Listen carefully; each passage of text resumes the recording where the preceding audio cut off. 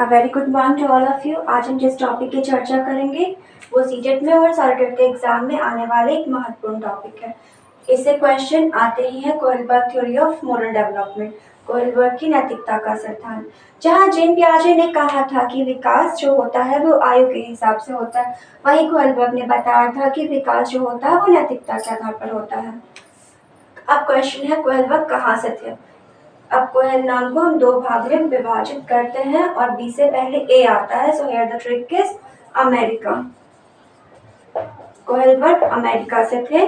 इन्होंने नैतिकता का, जब भी किसी क्वेश्चन में नैतिकता वर्ड पहले आए तो हमें कोहलबर्ग में टिक लगा देना है, क्योंकि इन्होंने ही नैतिकता का सिद्धांत दिया था। इन्होंने ये सिद्धांत दिया 20 बच्चों पे एक्सपेरिमेंट करके। ये अपने बच्चों को छोटे छोटे कहानियां सुनाते थे, उसके बाद उनसे सवाल करते थे। जैसे कि इन्होंने हेंज नामक एक आदमी को की कहानी सुनाई और उसके आधार पर नैतिक दुविधा और नैतिक तर्कना को बताया। जैसे हम ले सकते हैं कि एक बच्चे का तबीयत बहुत खराब है लेकिन उसकी एग्जाम है, तो उसे एग्जाम देना है।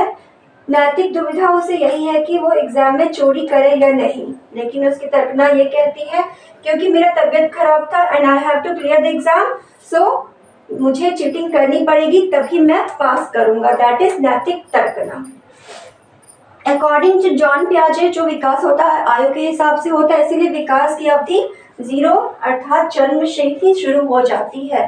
लेकिन अकॉर्डिंग टू कोहलबर्ग विकास जो होता है वो समाज में रह के नैतिकता पे होता है। हम बुरे हैं और अच्छे काम अपने समाज में, अपने परिवार में रह के सीखते हैं।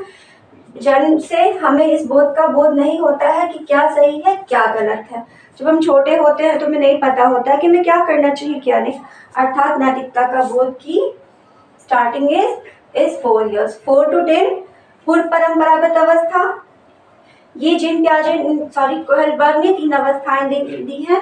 पहला पूर्व परंपरागत, परंपरागत और उत्तर और पोस्ट परंपरागत।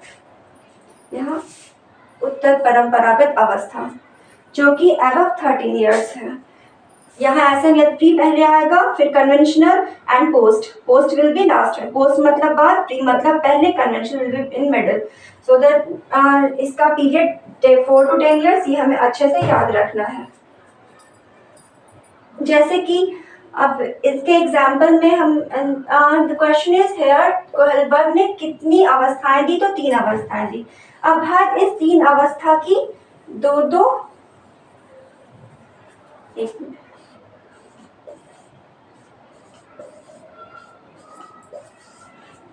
हर इन अवस्थाओं की 2 अवस्थाएं और हैं जिसके बारे में हमें इसके अंतर्गत पढ़ना है।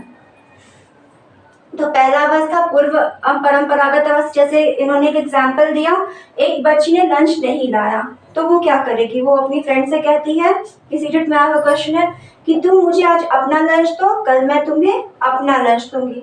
ये आदान प्रदान है। And the second one is जैसे आदान प्रदान। बच्चा समाज में रहता है, वो जो समाज में देखता है वो सीख जाता है। The second one, the question is अच्छा लड़का अच्छी लड़की का कॉन्सेप्ट और अच्छी लड़की। यहाँ 3 अवस्थाएं हैं और 6 चरण है। हर अवस्था की 2 चरण। तो क्वेश्चन विल बी, अगर रहेगा कितनी अवस्थाएं हैं तो 3 अवस्थाएं हैं, कितने चरण हैं तो इसके 6 चरण हैं।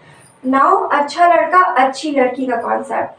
अगर कोई बच्चा एग्जाम में बहुत अच्छे मार्क्स लाता है तो हम क्या कहते हैं, मेरा बेटा बहुत तेज है, ये बहुत अच्छा लड़का है, तो यहाँ उसकी प्रशंसा होती है। ये भी कोहलबर्ग के अंतर्गत आता है। जबकि कोई बच्चा अगर बुरा काम करता है तो हम उसकी बुराई करते हैं। बच्चा जो भी सीख रहा है समाज में रह के, परिवार में रह के, एक उसके अंदर मोरालिटी आती है, एक नैतिकता आती है। अब इनकी अवस्थाओं की चर्चा हम अपने नेक्स्ट वीडियो में करेंगे। तो कोहलबर्ग से एक is a very important topic for CTET, UPTET and other TET exam. Now सारी अवस्थाओं की चर्चा अगले वीडियो में करते हैं।